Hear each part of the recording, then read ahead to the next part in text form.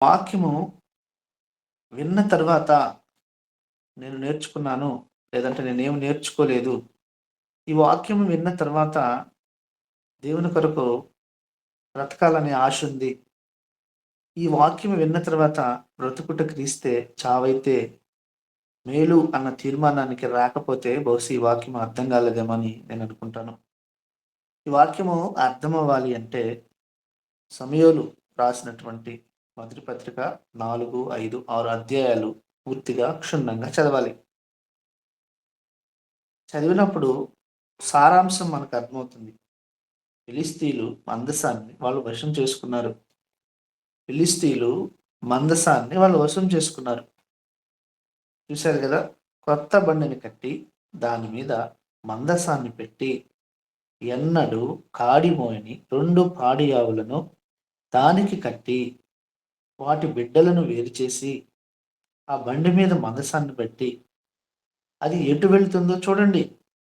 ఒకవేళ దేవుని దగ్గరికి వెళితే ఖచ్చితంగా దేవుడే ఆ కీడు మనకు చేశాడని అర్థం.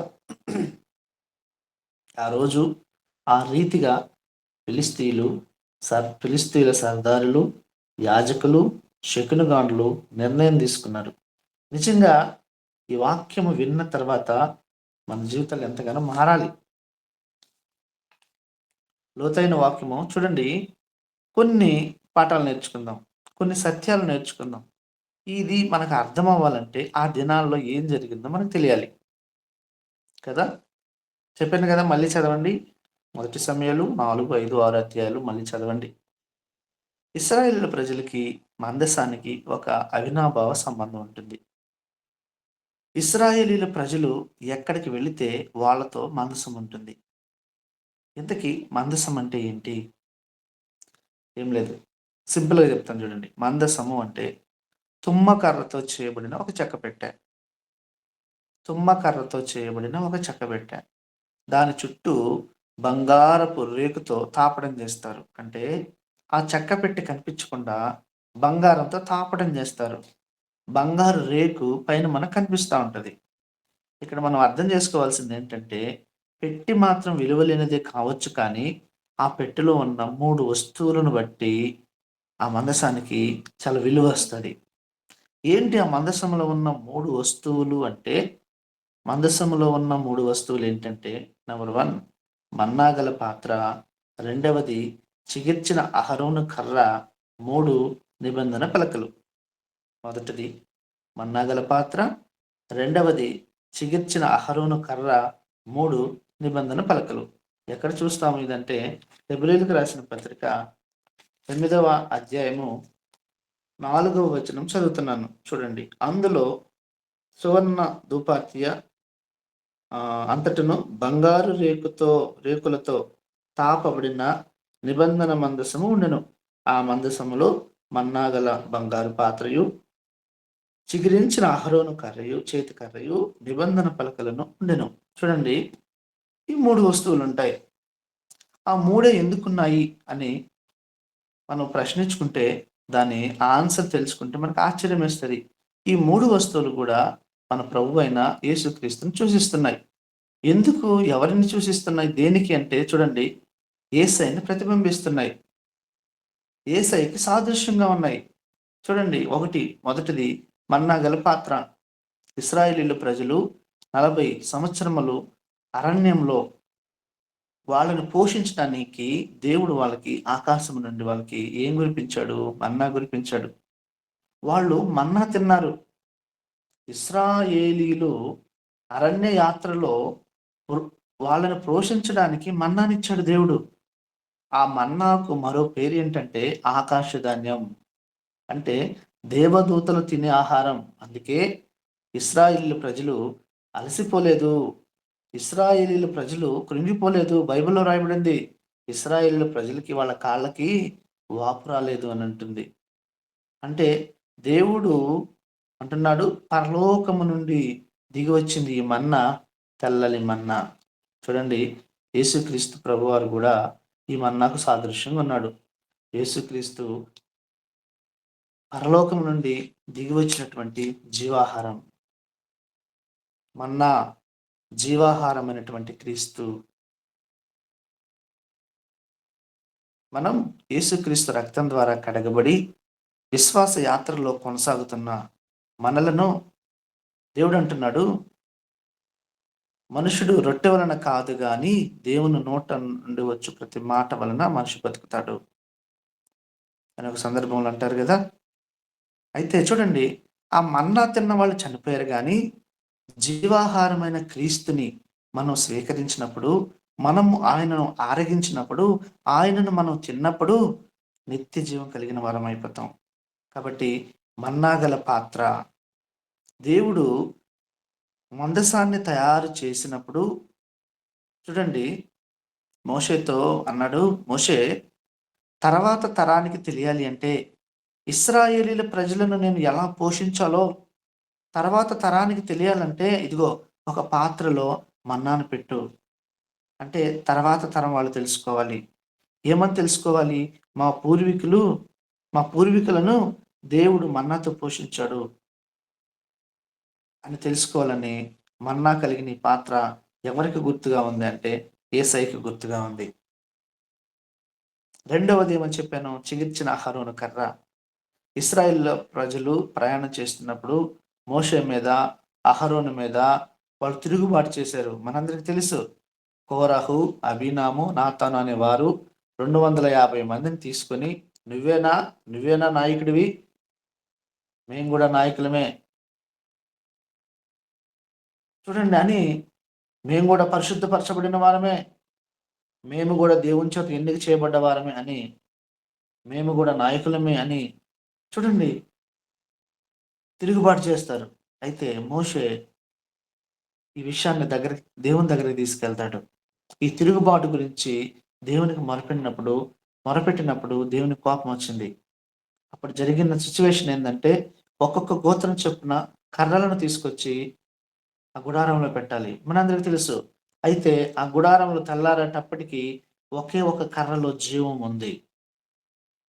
అది అహరోను కర్ర. దానికి పువ్వులు పుట్టాయి. దానికి కాయలు కాసాయి. అది ఎవరిది? అహరోనుది. మిగతా వాటన్నిటిలో జీవం లేదు. అన్ని చచ్చిపోయాయి. ఒకే ఒక కర్రలో జీవం ఉంది. అది అహరోనుది. చూడండి, ప్రపంచంలో అందరూ చనిపోయారు. సమాధులలో నిండిపోయారు. అందరి సమాధులు మూతపడి ఉన్నాయి. కానీ ఒకే ఒక సమాధిలో జీవం ఉంది. ఒకే ఒక సమాధి తెరవబడింది. మరణాన్ని ఓడించింది. పాతాళాన్ని ఓడించింది. మరణమా నీ ముల్లెక్కడ? మరణమా నీ భుజమెక్కడ? ఒకే ఒక సమాధి తెరవబడింది. అది యేసుక్రీస్తు సమాధి. ఆయన మరణాన్ని గెలిచి తిరిగి లేచాడు. మృత్యుంజయుడు, పునరుద్ధరణ శక్తి. కాబట్టి రెండవది ఏంటిదంటే అహరోను చిగిర్చిన కర్ర. యేసయ్య మరణాన్ని గెలిచి తిరిగి లేచాడు. ఆయన ప్రధాన యాజకుడిగా ఆయన ఉన్నాడు అక్కడ. మూడవది నిబంధన పలకలు. నిబంధన పలకలు అంటే దేవుని మాటలు. దేవుడు తన ఆజ్ఞలను రాశాడు. బైబిల్ అంతా దేవుని మాటలే కదా. ఆదియందు వాక్యముండెను, వాక్యము దేవుని యొద్ద ఉండెను, వాక్యమే దేవుడై ఉండెను. కాబట్టి చూడండి, ఈ మూడు కూడా ఎవరికి గుర్తుగా ఉన్నాయంటే యేసయ్యకి గుర్తుగా ఉన్నాయి. మందసములో ఈ మూడు వస్తువులు ఉన్నాయి కాబట్టి ఎవరికి గుర్తు? యేసయ్యకి గుర్తుగా ఉన్నట్టున్నాయి. అయితే చూడండి, ఇశ్రాయేలీయుల ప్రజలకి, ఇశ్రాయేలీయుల జాతికి, మందసానికి ఒక విడదీయలేనటువంటి సంబంధం ఉంది. ఇశ్రాయేలీయుల ప్రజలు ఎక్కడికి వెళ్ళినా మందసాన్ని మోసుకొని వెళ్తూ ఉంటారు. అంటే దాని అర్థం ఏందంటే దేవుడు మాతో ఉన్నాడు అనే ఒక ప్రాముఖ్యమైన విషయము వాళ్ళు గుర్తుంచుకొని వెళ్తూ ఉంటారు. చూడండి, అయితే మందసము వాళ్ళతో ఉన్నది అంటే దేవుడు వాళ్ళతో ఉన్నారు అనే విషయము వాళ్ళు గుర్తుపెట్టుకోవాలి. అంతే కదా. మందసము వారితో ఉంది అంటే వారితో దేవుడు ఉన్నాడనే కదా అర్థం. అయితే ఎంత క్రమశిక్షణగా ఉండాలి వాళ్ళు. ఈ వాక్యం మనం ధ్యానం చేస్తున్నప్పుడు చూడండి, చాలా విషయాలు మనకు అర్థమవుతాయి. అక్కడ జరిగిన విషయం ఏంటంటే ఇశ్రాయేలీయులకి ఫిలిష్తీయులకి యుద్ధం జరుగుతోంది. ఆ యుద్ధంలో ఫిలిష్తీయులు గెలిచారు. ఒకసారి ఆలోచించండి. ఫిలిష్తీయులు గెలవడం ఏంటి? దేవుని ప్రజల మీద ఎవరైనా గెలవచ్చా? యుద్ధంలో దేవుని ప్రజలే గెలవాలి. ఎందుకో తెలుసా? దేవుని ప్రజలు ఓటమి పాలయ్యేవాళ్ళు కాదు. దేవుని ప్రజలు వెనుతిరిగేవాళ్ళు కాదు. దేవుని ప్రజలు తలదించేవాళ్ళు కాదు. దేవుని ప్రజలు శత్రువు ఎదుట బలహీనంగా ఉండడానికి వీల్లేదు. ఈరోజు దేవుని ప్రజలు, దేవుని బిడ్డలు ఓడిపోయారు అంటే కారణం ఏంటో తెలుసా? దేవుడు వారితో లేడే అని కదా అర్థం. ఆలోచించండి. ఎందుకు దేవుడు విడిచిపెట్టేశాడు ఇశ్రాయేలీయుల ప్రజలను? ఇశ్రాయేలీయుల ప్రజలు యుద్ధంలో ఓడిపోయారంటున్నారు. ఎందుకు? ఎందుకు అంటే ఒకటే, దేవుడు వారితో లేడు. అంటే దాని అర్థం ఏంటంటే వాళ్ళ ప్రవర్తన దేవునికి నచ్చలేదు. మనం ఒక వ్యక్తితో ఫ్రెండ్‌షిప్ చేస్తాం. ఒక్కసారి కట్ చేసేస్తాం. ఎందుకు? ఆ వ్యక్తి ప్రవర్తన మనకు నచ్చకపోతేనే గదా! ఆ వ్యక్తి యొక్క ప్రవర్తన గావచ్చు, ఆ వ్యక్తి యొక్క నియమావళి కావచ్చు, నిన్ను కష్టపెట్టినప్పుడు నువ్వు సైడొచ్చేస్తావు. ఇశ్రాయేలు ప్రజలు దేవుని సొత్తు. ఎప్పుడు, ఎన్నడూ దేవుని చిత్తంలో నడవాలి వాళ్ళు. దేవుడు వాళ్ళకి ఆజ్ఞలిచ్చాడు. ఆజ్ఞలను వాళ్ళు తూచా తప్పకుండా పాటించాలి. ఆ మార్గంలో నడవాలి. దేవుణ్ణి సంతోషపెట్టేవారిగా ఉండాలి. ఎప్పుడు కూడా దేవుని యొక్క నీడలో కొనసాగుతూ ఉండాలి. ఎందుకు అంటే ఆ ప్రజలు దేవుని ప్రజలు. వాళ్ళు నిబంధన ప్రజలు. దేవుని చేత ఎన్నిక చేయబడిన ప్రజలు. కానీ ఇశ్రాయేలీయులంట యుద్ధంలో ఓడిపోయారు. మొదటి సమయాలు 4వ అధ్యాయము 2వ వచనం మనం చూసినట్లయితే, ఫిలిష్తీయులు ఇశ్రాయేలీయుల మీద తమ్మును యుద్ధ పంక్తులుగా తీర్చుకొనగా వారు యుద్ధములో కలిసినప్పుడు ఇశ్రాయేలీయులు ఫిలిష్తీయుల ఎదుట ఓడిపోయి యుద్ధ భూమిలోనే ఎక్కువ తక్కువ 4,000 మంది హతులైరి. చూడండి, ఎవరు ఎవరి ఎదుట నిలవలేకపోయారో తెలుసా? దేవుని ప్రజలు శత్రువు ఎదుట నిలవలేకపోయారు. అంతేకాదు, 4,000 మంది. ఎవరికి అవమానం? దేవునికే కదా! మనము శత్రువు ఎదుట ఓడిపోయినప్పుడు దేవునికే కదా అవమానం. దేవుడంటాడు, మిమ్మల్ని బట్టే కదా అన్ని జనుల ఎదుట నా నామము దూషణ పాలవుతుంది. క్రైస్తవుడు రోషము కలిగిన వాడు. ఎందుకు? మన దేవుడు రోషం కలిగిన యెహోవా. ఆ రోషము, ఆ తెగువ, ఆ పౌరుషం తెచ్చుకోవాలి. అలా బ్రతకాలి. మనం చాలా సార్లు రోషం లేకుండా పాపంతో రాజీ పడిపోతూ ఉంటాం. ఒక వ్యక్తి ఓడిపోవడానికి కారణము పాపమే గదా! దేవుని మాటలకు లోబడకపోవడమే కదా! దేవుని వాక్యానికి మనం చెవియొగ్గకపోవడమే కదా! మనం చాలా కోల్పోతున్నాం. కారణం దేవునికి భయపడకపోవడం వలన. చాలా నష్టపోతున్నాం. ఇప్పటికి ఎన్నో నష్టపోయాం. కారణం ఏంటో తెలుసా? దేవుడంటే భయం లేదు. దేవుని వాక్యం అంటే భయం లేదు. దేవుని సన్నిధి అంటే భయం లేదు. దేవుడు చూస్తున్నాడనే భయం లేదు. ఇశ్రాయేలు ప్రజలు యుద్ధంలో ఓడిపోయారు. కారణం వాళ్ళు దేవునికి భయపడడం మానేశారు. పాపం చేయడం మొదలుపెడితే ఇప్పుడు గూడా చూడండి, ఎప్పుడైతే ఒక వ్యక్తి పాపం చేస్తాడో, ఆ వ్యక్తి శత్రువు ముందు నిలవలేడు. ఎందుకో తెలుసా? పాపము చేయు ప్రతి ఒక్కరు కూడా పాపానికి దాసుడు. ఇశ్రాయేలీయులు ఫిలిష్తీయులతో యుద్ధం చేశారు. 4,000 మంది చనిపోయారు. అందరూ కూర్చున్నారు పెద్దలందరూ. ఎవరు? ఇశ్రాయేలుల పెద్దలందరూ. 4,000 మంది చనిపోయారు. ఎందుకు ఓడిపోయాం మనం? పెద్దవాళ్ళందరూ కూర్చొని రౌండ్ టేబుల్ సమావేశం అంటారు గదా! అలాగ కూర్చొని ఆలోచించడం మొదలుపెట్టారు. ఏం చేయాలి ఇప్పుడు? ఏం చేయాలి ఇప్పుడు? ఎందుకు ఓడిపోయామంటే, అందులో ఒకడు అంటాడు, "ఫిలిష్తీయుల ముందు ఓడిపోవడమా? ఎందుకు ఓడిపోయాం?" అని ఆలోచన ఆలోచన చేస్తూ తర్జన భర్జన అవుతున్నప్పుడు అందులో ఒకడు లేచి అంటాడు, "నాకర్థమైంది." ఏం అర్థమైందంటే, మందసం మనతో లేదు. చెప్పాను గదా! వాళ్ళెక్కడికి పోయినా మందసం పట్టుకెళ్తారు. వాళ్ళకి ఉన్న ధైర్యం ఏందంటే, మందసం మాతో ఉంటే, దేవుడు మాతో ఉన్నాడు అనేటువంటి భావంతో వాళ్ళు ముందుకెళ్ళిపోతూ ఉంటాడు. ఎప్పుడైతే ఒక వ్యక్తి లేచి మందసం మనతో లేదు, అందుకే మనం ఫిలిష్తీయుల ఎదుట ఓడిపోయాం అనగానే, అందరికి ఒక్కసారి హుషారొచ్చింది. అరే! నిజమే. నిజమే ఇది. ఈసారి రెట్టింపు ఉత్సాహం. ఇదిగో నిజమే. వాడు చెప్పింది నిజమే. మందసం మనతో లేదు. అంటే దాని అర్థం ఏంటి? దేవుడు మనతో లేడు. అందుకే మనం ఓడిపోయాము. నిజమే. ఈ ఆలోచన అందరికి నచ్చింది. వెంటనే మందసం ఎక్కడుందో ఆలోచన చేస్తే, మందసం ఎక్కడుందంటే షీలోహులో ఉంది. అప్పుడు యాజకుడు ఏలి 98 సంవత్సరాలు వృద్ధుడు, ముసలాయన.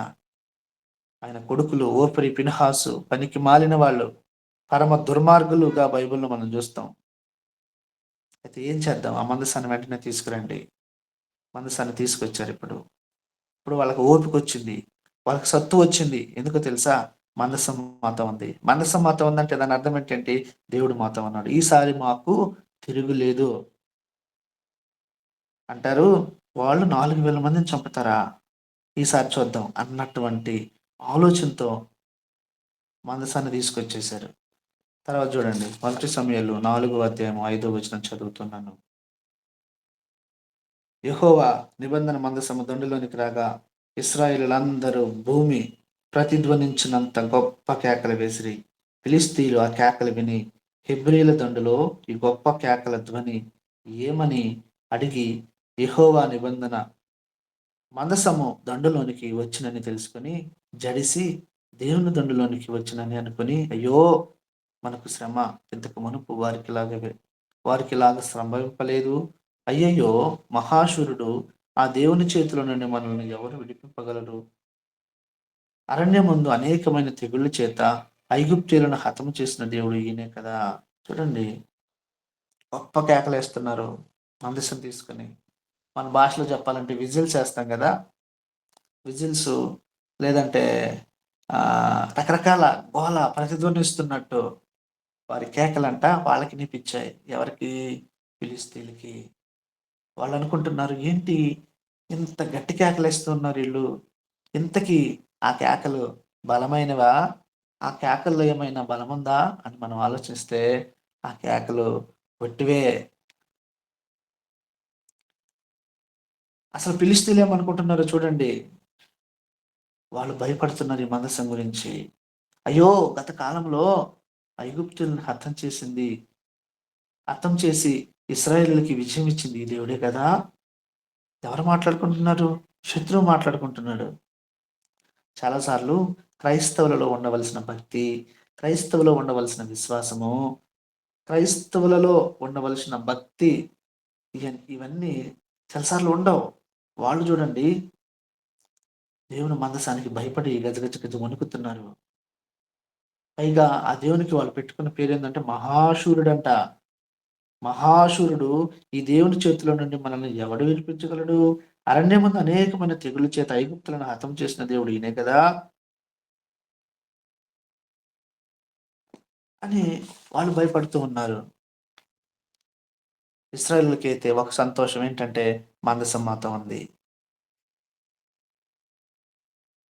ఒక విషయం ఇక్కడ మనం గమనించాలి లోతుగా. ఇశ్రాయేలీలంటే ఫిలిష్తీయులకి భయం లేదు. ఇశ్రాయేలీల దేవుడంటే వాళ్ళకి భయం. అది. ఈరోజు మనల్ని చూసి ఎవ్వరు భయపడరు. ఎందుకు తెలుసా? మన జీవితాలు బాలేవు. మన బ్రతుకులు బాలేవు. మన కమిట్మెంట్స్ బాలేవు. మన మాట తీరు బాలేదు. మన మన నిద్రలేసి నుంచి అబద్దాలే. ఒక మాట చెప్తే దానికి కట్టుబాటు ఉండదు. మనలో ఉన్న దేవుడంటే ప్రజలకు అంటే ఇతరులకి గౌరవం రావాలి. ఇతరులకు భక్తి కలగాలి. దేవుని యెడల ఆసక్తి కలగాలి. ఫిలిష్తీయులు అంటున్నారు, బలమైనటువంటి ఈ శూరుడు ఈ దేవుడి నుండి మనల్ని ఎవడు రక్షించగలడు? ఈ ఐగుప్తులను చంపింది ఈయనే గదా! ఈ దేవుడే కదా! ఇప్పుడు ఆయన దండులోకొచ్చేసాడు. మనకెప్పుడు ఇలా జరగలేదే! ఇప్పుడు ఏం చేయాలి? ఏం చేయాలని వాళ్ళు కూడా చుట్టూ కూర్చొని సమావేశం పెట్టారు. చుట్టూ సమావేశం పెట్టి మాట్లాడుతుంటే వాళ్ళకొక ఆలోచనొచ్చింది. అందులో ఒకడు లేచి అంటున్నాడు, "అయ్యా! విషయం ఏమి లేదు. వాళ్ళ కేకలు, వాళ్ళ అరుపులు అన్నీ ఉత్తుత్తివే మన భాషలో చెప్పాలంటే. ఏం లేదు. కంగారు పడాల్సిన అవసరం లేదు. ధైర్యం తెచ్చుకోండి. వాళ్ళనుకున్నట్టు వాళ్ళ దేవుడు వాళ్ళతో లేడు. వాళ్ళ దేవుడు నిజంగా వాళ్ళతో ఉంటే యుద్ధంలో 4000 మంది ఎందుకు చచ్చిపోతారు? అయితే మీరు ఎవరు భయపడాల్సిన అవసరం లేదు. గెట్ అప్ రెడీ ధైర్యం తెచ్చుకోండి. ఏం గాదు. యుద్ధానికి పోదాం పండి." నిజంగా వాళ్ళ అరుపులు, వాళ్ళ కేకలు గట్టివైతే 4,000 మంది ఎందుకు చనిపోతారు? అందులో ఒకతనంటాడు, వాళ్ళలో మందసం ఉంది గానీ, దేవుడు వాళ్ళతో లేడు. ఎప్పుడైతే ఒకడు ఆ మాట చెప్పగానే అందరూ యుద్ధానికి బయలుదేరారు. ఈసారి యుద్ధం జరుగుతుంది. ఈసారి యుద్ధం జరిగింది. రెండవసారి మొదటి సమయాలు 4 అధ్యాయము 10వ వచనము. 10వ వచనం చూడండి. ఫిలిష్తీయులు యుద్ధము చేయగా ఇశ్రాయేలీయులు ఓడిపోయి అందరూ తమ డేరాలకు పరిగెత్తి వచ్చిరి. అప్పుడు అత్యధిక వధ జరిగెను. ఇశ్రాయేలీలో 30,000 కాల్బలములు కూలెను.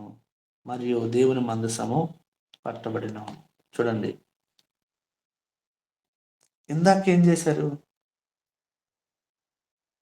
యుద్ధములో ఓడిపోయారంట రెండవసారి. కేకలేశారు గదా! మామూలు కేకలు కాదు. మొదట వెళ్ళినప్పుడు వాళ్ళలో మందసం లేదు. 4,000 మంది చనిపోయారు. ఈసారి గొప్ప కేకలు, ప్రతిధ్వని, మందసం తీసుకొని యుద్ధానికి వెళ్లారు. అంటే ఇప్పుడు వాళ్ళతో దేవుడు ఉన్నాడా లేడా? పైగా వీళ్ళు పెద్దగా అరిచారు. ఏమరిచారు? ఇప్పుడు రండ్రా చూసుకుందాం అన్నట్టుగా అరిచారు. మేమేంటో చూపిస్తాం. దమ్ముంటే మనం మాట్లాడతాం కదా! ఇంకేమైనా ఉంటే రండి. ఇప్పుడు మాతో పెట్టుకోవద్దు. ఎందుకో తెలుసా? మాతో మందసం ఉంది. అరిచారండి.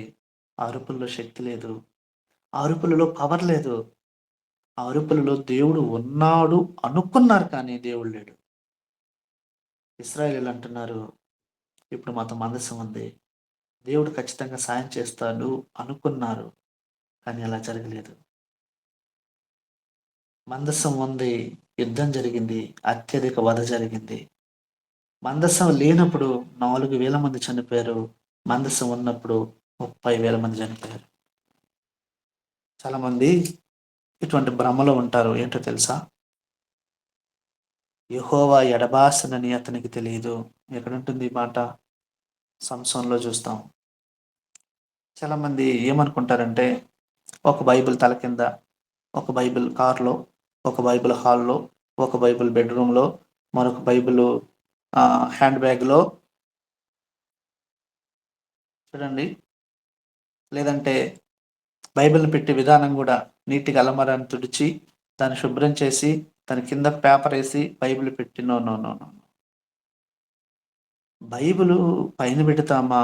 అలమారాలో పెడతామా? ఇంకెక్కడ పెడతామో ఇది కాదండి. ఇది నీ హృదయంలో ఉందా లేదా? ఇది చాలా ఇంపార్టెంట్. క్రీస్తు వాక్యము నీ హృదయంలో ఉందా లేదా? ఆయన మాటలు నీ హృదయంలో ఉన్నాయా లేవా? క్రీస్తు వాక్యము నీ హృదయంలో సమృద్ధిగా నివసింపచేయుడి. ఈ వాక్యానికి విలువిస్తున్నామా లేదా? ఈ వాక్యము మన జీవితాలను మారుస్తుంది. ఈ వాక్యము మనకు బలాన్నిస్తది. ఈ వాక్యము మనకు శక్తినిస్తది. ఈ వాక్యము శత్రువుల పైన మనకు విజయాన్నిస్తది. ఇశ్రాయేలీయులకి మందసం ఉంది. మందసములో ఉన్న దేవుడు వాళ్ళ హృదయంలో లేడు. వాళ్ళతో లేడు. ఎందుకో తెలుసా? వారి ప్రవర్తన దేవుని ఎదుట సరిగా లేదు. 100 బైబిళ్ళుంటే ఏం ప్రయోజనం ఉందండి? బైబిల్ గ్రంథంలో ఏముందో నీ జీవితంలో లేకుండా, నీ బ్రతుకులో చూపించకుండా, ఈ వాక్యం ద్వారా నీ హృదయాన్ని సరిచేసుకోకుండా ఎంత భక్తి చేస్తే ఏంటి ఉపయోగం? ఒట్టి కేకలు. బలమైన కేకలా? బలము లేనటువంటి కేకలు.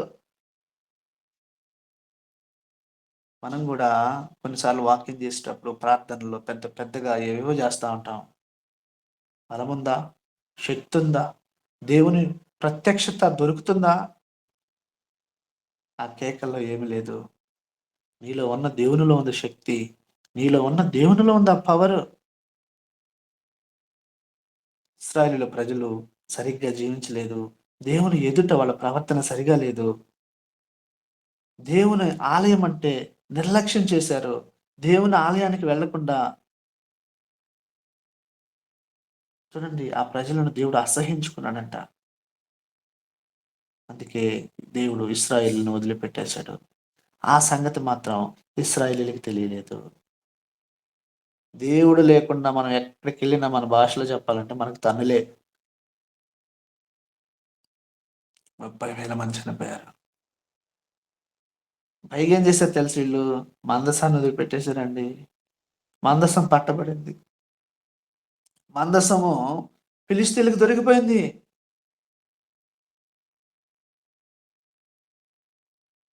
మళ్ళీ చదువుతున్నాను. 4వ అధ్యాయము 10వ వచనం. ఫిలిష్తీయులు యుద్ధం చేయగా ఇశ్రాయేలీయులు ఓడిపోయి అందరూ తమ డేరాలకు పరిగెత్తుకొచ్చిరి. అప్పుడు అత్యధికమైన వధ జరిగెను.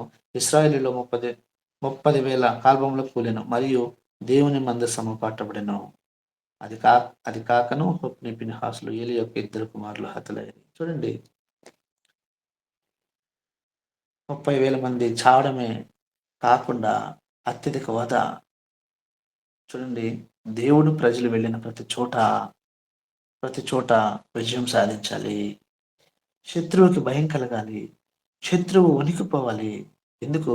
మన దేవుడు యుద్ధశూరుడు.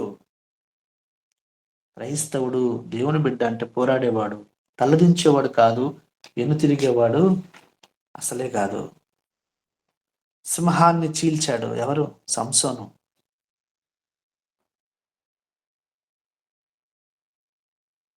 ఆయనకి, సంసోనికి ఎవ్వరన్నా భయం లేదండి. ఎవ్వరు. అయితే ఈ ఫిలిష్తీయులకి 5 పట్టణాలు ఉంటాయి. 5 పట్టణాలు ఉంటాయి ఈ ఫిలిష్తీయులకి. ఇప్పుడు గొలియాతుకి 5గురు అన్నదమ్ములు. అందుకే దావీదు గొలియాతు మీద యుద్ధానికి వెళ్ళేటప్పుడు 5 రాళ్ళు తీసుకున్నాడు అని చెప్తూ ఉంటారు.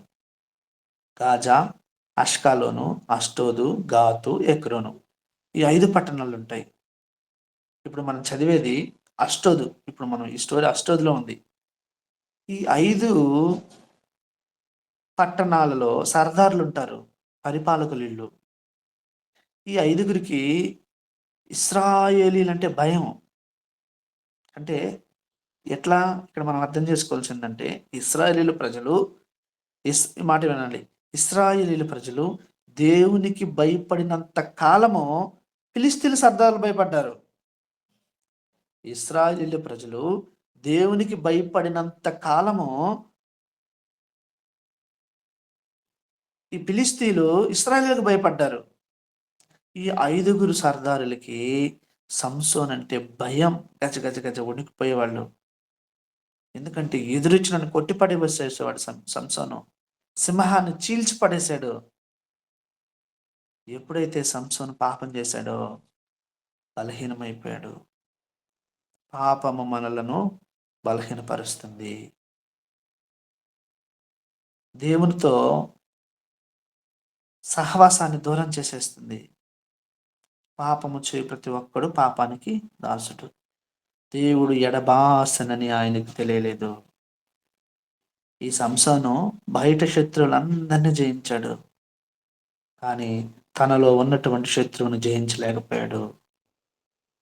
ఆ శత్రువే మరణాన్ని మిగిల్చింది.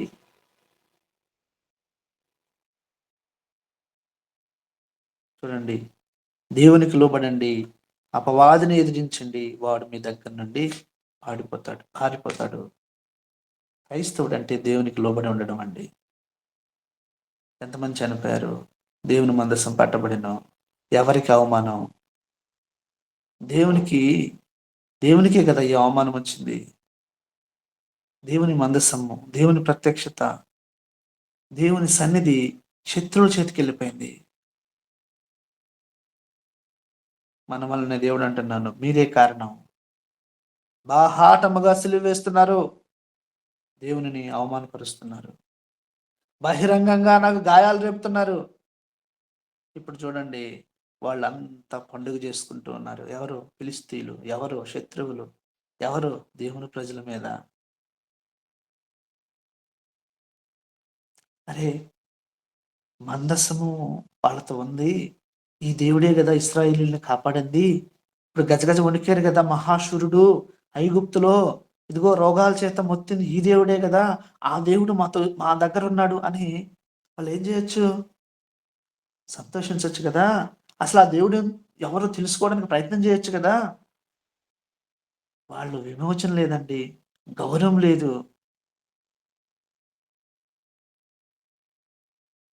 కొన్నిసార్లు కొన్ని కొన్ని విషయాలు మనం గమనించలేము.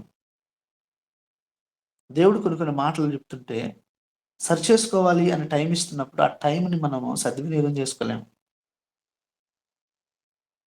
మందసము ఎట్టకేలకి వాళ్ళు కట్టేశారు.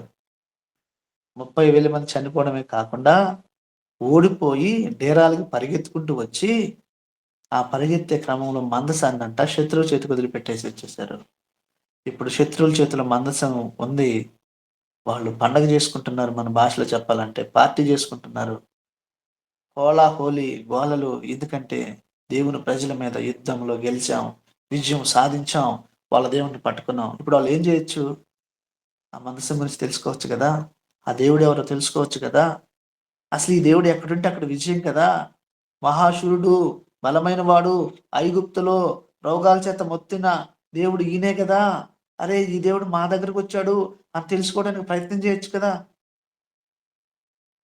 లేదు, లేదు, లేదు, లేదు. వాళ్ళకి విమోచన లేకుండా, ఆ మందసం అంటే గౌరవం లేకుండా చేస్తూ ఉన్నారు. అయితే ఈ మందసాన్ని ఎక్కడ పెట్టాలి ఇప్పుడు? అనేసి మళ్ళీ వాళ్ళు ఒక సమావేశం వేస్తారు. ఏం లేదయ్యా, ఈ మందసం పట్టబడింది కాబట్టి మన దేవత ఉంది కదా, ఫిలిస్తీన్ల ఇష్ట దైవం దాగోను దేవత ఉంది కదా. ఎక్కడుంది దాగోను దేవత? అష్టోదులో ఉంది. అష్టోద్ అనే ఊర్లో ఉంది. ఈ దేవతే కదా మనకు విజయాన్ని ఇచ్చింది. ఈ దేవతే కదా ఇశ్రాయేలు ప్రజలు మనకు జయాన్ని ఇచ్చింది. కాబట్టి ఈ దేవత మనల్ని గెలిపించింది కాబట్టి ఈ యొక్క మందసాన్ని తీసుకెళ్ళి అష్టోదులో ఉన్నటువంటి దాగోను దేవ దగ్గర పెడతారు. దాగోను దేవత దగ్గర పెట్టేద్దాం. టైం అయిపోయింది కాబట్టి ఇది ఒక సెకండ్ సెషన్‌గా మళ్ళీ మనము అది కంటిన్యూ చేద్దాము. కాబట్టి కొద్ది మాటలు దేవుడు దీవించును గాక. Thank you. Praise the lord. Amen. మహాగణుడా, మహోన్నతుడా, సర్వసృష్టికర్త, సర్వాధికారి, నీ ఘనమైన శ్రేష్టమైన నామానికి వందనాలు. నీ ప్రియ బిడ్డ ద్వారా నాయన మా మధ్యలో ఉండి నాయన మన్నా వలె నాయన ఆత్మీయ జీవవాక్కులు పంపించి జీవాహారము మా మధ్యలో నిలువబెట్టినందుకు వందనాలు, స్తుతులు, స్తోత్రం నాయన. మందసం పెట్టంటే నాయన తుమ్మకర్రతో చేయబడిన బంగారు రేకుతో చేయబడిన మందస పెట్టెగా ఏర్పాటు చేశారు. దానిలో 3 పాత్రలు ఉంచబడినారని చెప్పారు. ఒక పాత్ర నా తండ్రి నాయన మన్నా వలె పాత్ర, 2 జీవపు కర్ర, అహరోను కర్ర, 3 నాయన పలకలు అని చెప్పబడిన వాక్యం ద్వారా విన్నాం. ఆ పలకల ద్వారా మేము ఏం నేర్చుకోవాలి? ఆ మన్నా పాత్ర ద్వారా మేమేం నేర్చుకోవాలి? ఆయా అహరోను కర్ర జీవ వాక్కులు నాయన అహరోను కర్ర పూలు పూసి, పండ్లు కాసి, అహరోను కర్ర జీవం ఇచ్చినట్లు మేము విన్నాం తండ్రి. ఎందుకంటే మీలో లేక మేము నాయన ఎదురించినప్పుడు నాయన మేము ఓడిపోయినట్లు మేము గ్రహించినాం. 4,000 మంది హతమైనట్లు మేము విన్నాం తండ్రి. అయా అలాగనే మేము ప్రార్థించి తగ్గించుకున్నప్పుడు మేము నాయన మళ్ళా గెలిసినట్లు మేము విన్నాం తండ్రి. నా గొప్ప తండ్రి అనేక నా విషయాలు నాయన మా మధ్యలో నిలువబెట్టిన బిడ్డని, వారిని, వారి కుటుంబాన్ని, సంతానాన్ని అభివృద్ధి పరచండి. వారి డ్యూటీ విషయంలో తోడుగా ఉండండి. సంపూర్ణ ఆరోగ్యాన్ని దయచేయండి. చేరి కూడిన బిడ్డల్ని ప్రతి ఒక్కరిని పేరు పేరు వరుసన ముట్టి స్వస్థపరిచి ఆయుత్తపరిచి అయా వారు నాయన వినగల చెవిని గ్రహించే మనసును వారికి దయచేయమని అయ్యా కొద్ది మనవులు మీ ముందు పెడుతూ సమస్త ఘనత మహిమ ప్రభావములు మీకు ఆరోపించుకుంటూ నా ఆశ్రయదుర్గమా నా విమోచకుడా నా నోటి మాటలు నా హృదయ దాని దృష్టికి అంగీకారములంటూ మీ ప్రియ కుమారుడైన మా ప్రియ రక్షకుడు యేసయ్య నామం బట్టి అడిగి బతివిలాడి మిక్కిలి వినయంతో గోజారి వేడుకునిస్తున్నాము తండ్రి. ఆమెన్. ఆమేన్. ఆమేన్.